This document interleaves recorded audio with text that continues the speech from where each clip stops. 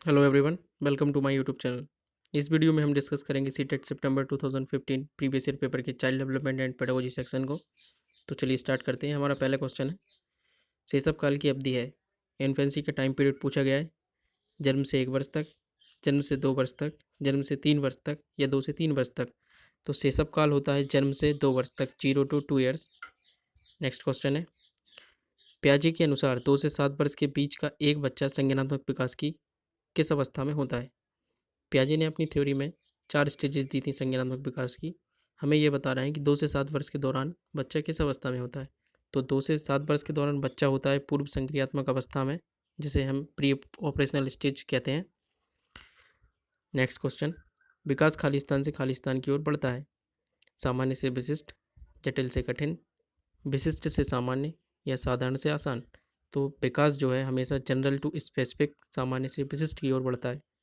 Next question, जब वयस्क सहयोग से सामंजस्य कर लेते हैं तो वे बच्चे के वर्तमान स्तर के प्रदर्शन को संभावित क्षमता के स्तर के प्रदर्शन की तरफ प्रगति क्रम को सुगम बनाते हैं। इसे कहा जाता है, जब वयस्क बच्चे की मदद करते हैं और उसके अंदर जो पोटेंशियल है या संभावित विकास का स्तर है उस स्तर तक पहुंचाने में मदद करते हैं, तो यह प्रक्रिया क्या कहलाती है। तो यह प्रक्रिया इसके फोल्डिंग कहलाती है, जिसे सहयोग देना भी कहते हैं।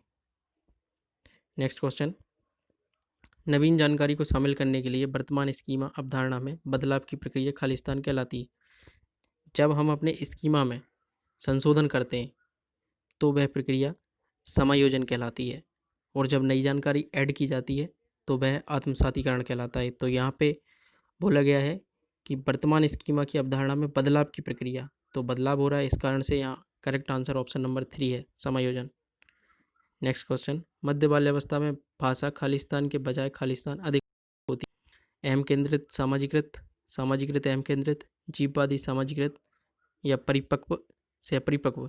तो मध्य बाल्यावस्था में बच्चे की जो भाषा होती है वो सामाजिकृत की बजाय अहम केंद्रित अधिक होती है। यहाँ पे करेक्ट आंसर हो गया ऑप्शन नंबर 2।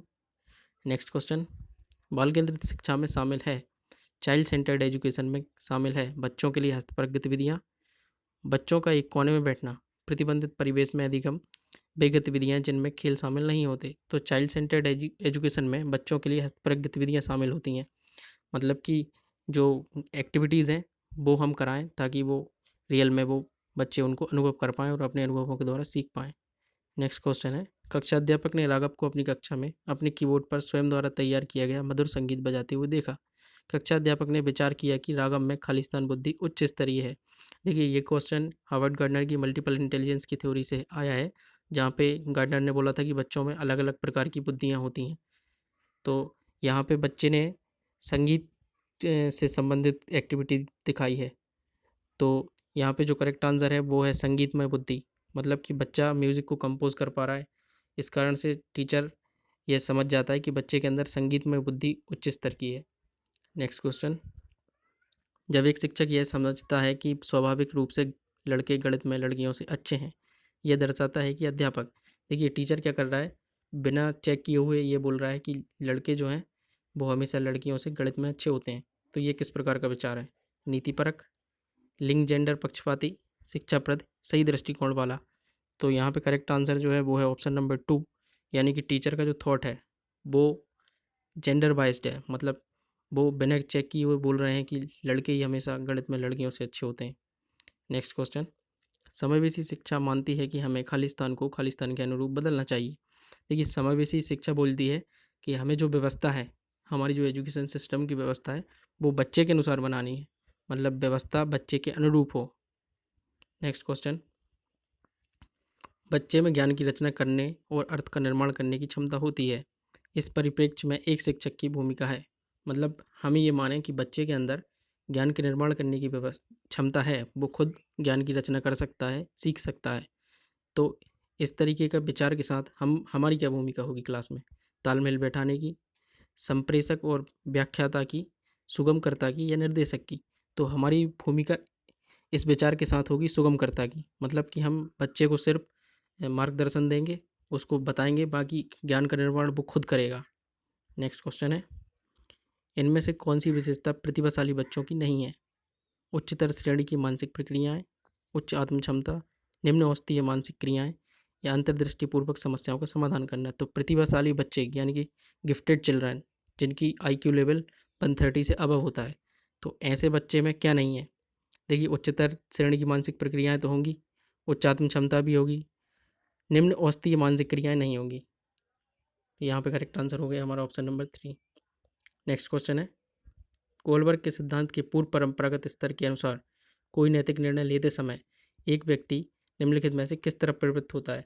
तो कोलबर्ग ने जो अपनी थ्योरी में 3 लेवल दिए थे और ये फर्स्ट लेवल का क्वेश्चन है पूर्व परंपरागत स्तर का। तो हमें बताना है निम्नलिखित में से किस ओर प्रवृत्त है वह व्यक्ति।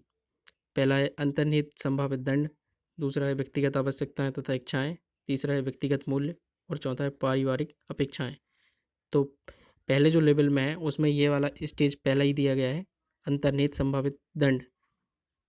नेक्स्ट क्वेश्चन है, शिक्षार्थियों अधिगमकर्ताओं की व्यक्तिगत विभिन्नताओं के संदर्भ में शिक्षिका को चाहिए, जो स्टूडेंट्स हैं अधिगमकर्ता हैं उनकी व्यक्तिगत जो विभिन्नता हैं उनके संदर्भ में शिक्षिका का क्या विचार होना चाहिए? विविध प्रकार की अधिगम परिस्थितियों को उपलब्ध कराना, निगमनात्मक पद्धति के आधार पर समस्याओं का समाधान करना, कलन विधि एल्गोरिदम का अधिकतर प्रयोग करना, या याद करने के लिए शिक्षार्थियों को तथ्य उपलब्ध कराना।